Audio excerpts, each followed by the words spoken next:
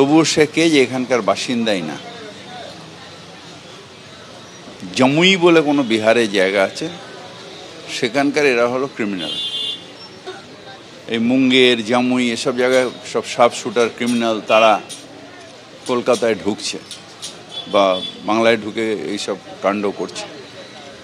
আমি পুলিশ প্রশাসনকে বলবো এক্ষুনি ডিডিকে কেসটা দিতে, এবং যে যত বড়ই ক্রিমিনাল হোক তাকে অ্যারেস্ট করতে, এবং তার যাতে একটা দৃষ্টান্তমূলক সাজা হয় সেই ব্যাপারে কোর্টের কাছে এবং প্রশাসনের কাছে আমার আবেদন থাকবে। তার কারণ যার স্বামী গেল, যার ছেলে গেল, পরিবারটা দেখার কেউ নেই। আমি আবার আমাদের প্রতিনিধি শিবাশিস মৌলিকের কাছে যাব। শিবাশিস, যে প্রশ্নটা সব থেকে বড়, যে ঘটনার 5টা দিন পেরিয়ে গেল, এখনো অভিযুক্ত আমজাদ ফেরার, তাকে গ্রেপ্তার করতে পারলো না পুলিশ। আর স্থানীয়রা তারা এই বলে সরব হচ্ছেন যে পুলিশের সঙ্গে দুষ্কৃতীদের যোগসাজশ রয়েছে। দেখো, সেই জায়গাটাই বারবার প্রশ্ন উঠে যাচ্ছে, এবং ফিরহাদ হাকিম যে দাবি করে গেলেন যে ভিন রাজ্য থেকে অপরাধী আসছে এবং তারা এখানে ইকবালপুরের গলিতে বসে মদের আসর বসাচ্ছে। আমি স্থানীয় এক বাসিন্দার কাছে যাব। ফিরহাদ হাকিম যে কথা বলছেন যে বিহারের বাসিন্দা, তারা আসছে মদের আসর বসাচ্ছে ইকবালপুরের গলিতে এবং তারপর খুন করে চলে যাচ্ছে, এটা আপনারা কি?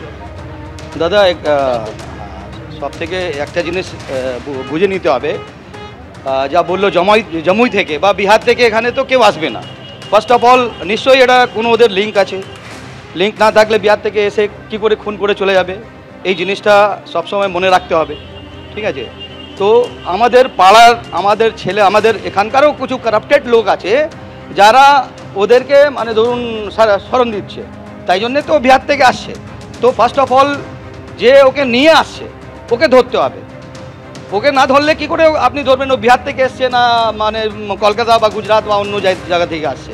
তো ওকে যে নিয়ে আসছে, ফার্স্ট অফ অল ওকে দেখতে হবে কে নিয়ে আসছে, ঠিক আছে? তো এরকমভাবে আমাদের পাড়া কি অনেক পাড়ার অনেক প্রবলেম আছে। ধরুন সব থেকে আমাদের এরিয়া যা প্রবলেম আছে, ড্রাগ যা আছে, আমাদের নিজামুদ্দিন শামস অনেক প্রতিবাদ করেছে, ছেলেদেরকে নিয়ে গুড হেলথের জন্যে কাজ করেছে। এখনো অধরা, এখনো ক্রিমিনাল অধরা, এটা আপনারা এলাকাবাসী কীভাবে? এই জিনিসটার জন্যে তো এই জিনিসটা আমাদের পাড়ার ছেলেদেরকে মানে দাঁড়াতে হবে। যারা কারাপ্টেড হয় ওদেরকে আমরা শরণ দেবো না। ওদেরকে পুলিশ, দেখুন পুলিশ কী করবে, আমরা যখন কমপ্লেন, আমি যখন আমাদের এরিয়াতে কারাপশান হচ্ছে আমি পুলিশকে কমপ্লেন করলাম না, তাহলে কি করে পুলিশ কাজ করবে? ফার্স্ট অফ অল আমাদেরকে ধরুন সোসাইটিতে আমাদেরকে জাগ্রত হতে হবে। আমরা যদি না জাগি তাহলে কি করে সোসাইটি জাগবে?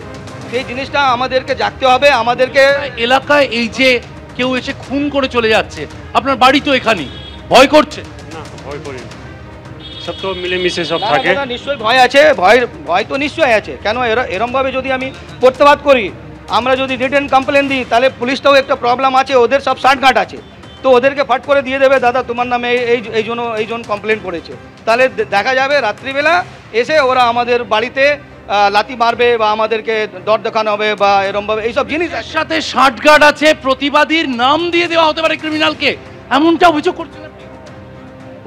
পুলিশ তো সবই জানে, পুলিশ কি জানে না? ধরুন পুলিশে আমাদের যা এলাকায় পুলিশ আছে, ও তো পুরো সারা রাত ওদের ঘুরে বেড়াচ্ছে, ওদের ডিউটি আছে। তাহলে ও জানে না কোথায় বিক্রি মানে পাত্তা বিক্রি হচ্ছে, কোথায় হ্যাকিং হচ্ছে, কোথায় ক্রিমিনাল অ্যাক্টিভিটি হচ্ছে, সব জানে। তো কিন্তু উপরে হাই লেভেলে জানে না, কিন্তু নিচে যা হাই লেভেল যাদের ডিউটি আছে ওরা নিশ্চয়ই ওদের শার্টঘাট আছে। তাই জন্য যে অভিযোগ, এলাকার বাসিন্দারা যে অভিযোগ করছেন, তারা বলছেন যাদের হাতে রক্ষা করার দায়িত্ব স্থানীয় পুলিশ কর্মীরা, তাদের একাংশ যুক্ত আছে, এমনটাই অভিযোগ করছেন স্থানীয় বাসিন্দারা।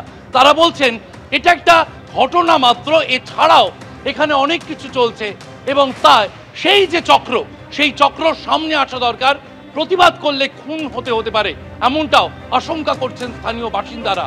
এই অভিযোগ উঠে আসছে, আতঙ্কের মধ্যে দিন কাটাচ্ছেন তারা। এখনো তারা অপেক্ষা করছেন কখন দেহ আসবে তাদের পাড়ার সেই প্রতিবাদী যুবকের, যে প্রতিবাদ করতে গিয়ে তার প্রাণ চলে গিয়েছে, তার পরিবার কার্যত তাদের পরিবারের এক সদস্যকে হারিয়েছেন এবং মহানাগরিক আজকে এসে দেখা করে গেলেন।